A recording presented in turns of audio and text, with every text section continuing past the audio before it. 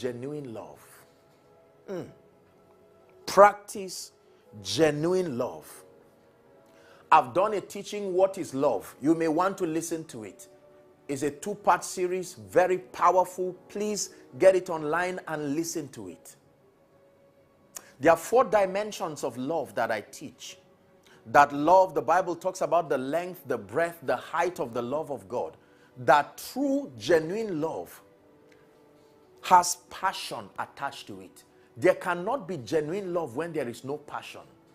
Number 2, genuine love requires commitment. There is a commitment dimension to it. Number 3, genuine love has pleasure to it. Love cannot just be an episode of pain. There is a pleasure dimension to love. And then finally, sacrifice. These are the 4 dimensions of love.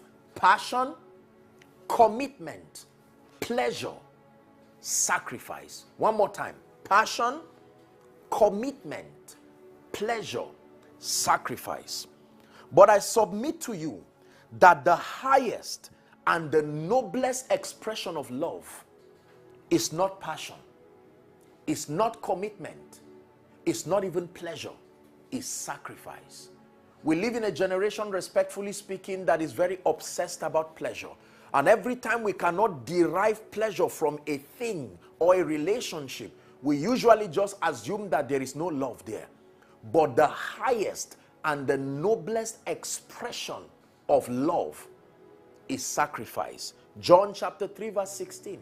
For God so loved the world. He didn't just prove it by laughing around. He didn't just prove it by multiplying bread. That he gave his one and only begotten son. Of course, now the first begotten of we the brethren. But at that time, the only begotten son. That whosoever believes in him, the Bible says, should not perish, but have everlasting life. John 15. When you read John 15 from verse 12 to 13. John 15. Let me read it for us very quickly. John 15 from verse 12. It says, this is my commandment, Jesus is speaking, that ye love one another as I have loved you. Greater love hath no man than this, than a man lay down his life. That means as far as the earth realm is concerned, there is no manifestation of love that is higher than this, than a man laid down his life.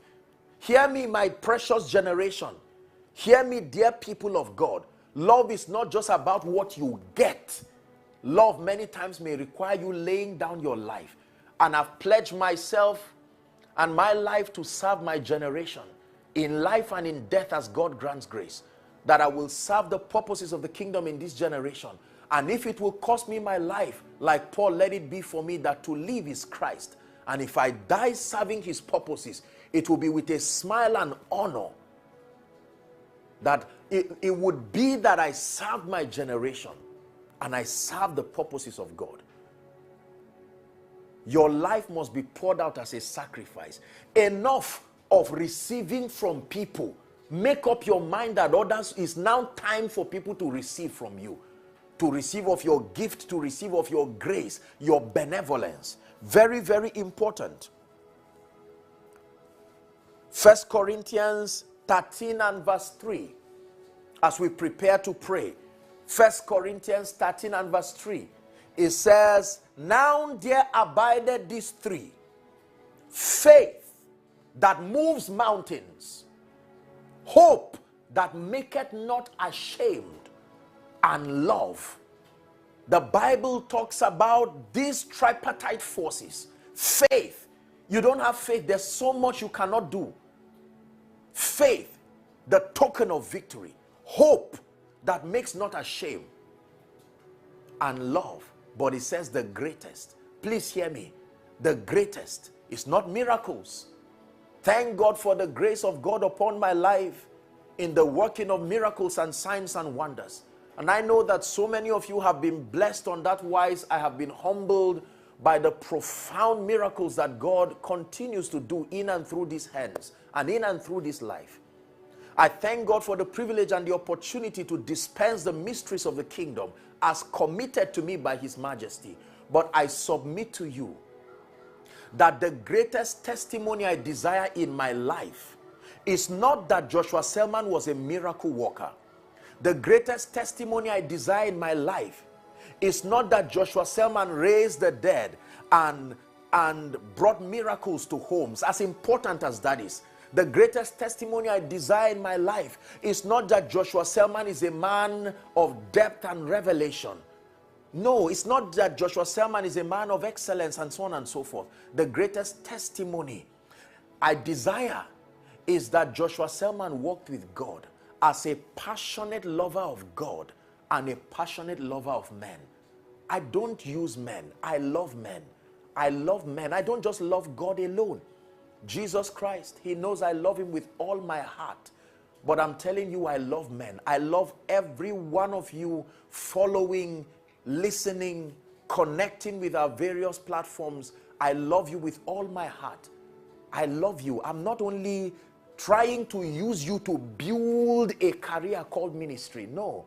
Love is palpable. In fact, did you know, I'm sure that my blessed parents are watching from Jos, and my family members. I love you so much. I thank my mom and dad. I believe that they are watching and following, and all my siblings. Precious gifts that God has given me. Please allow my bias. Let me just take a moment to bless this precious gift that God has given me in my life. They are a big deal. They have loved me and believed in me, and I truly love and honor you with all my heart. I appreciate you. I bless God for my parents, for being discerning enough to give me the name. Did you know that Selman means the way to love? What a name. What a precious prophecy. And it is my desire that I continue to live out that name, to love people genuinely. Listen, let the era of selfishness, let the era of self-centeredness, whether it is from men of God, we men of God, or from business people, or in relationships, use this opportunity of this birthday to kill it completely. Nobody will applaud you for being a pest and taking from people. You must make up your mind that I'm going to be a lover of God and I'll be a lover of men. And start. Please start from your neighborhood. You really want to celebrate Joshua Selman?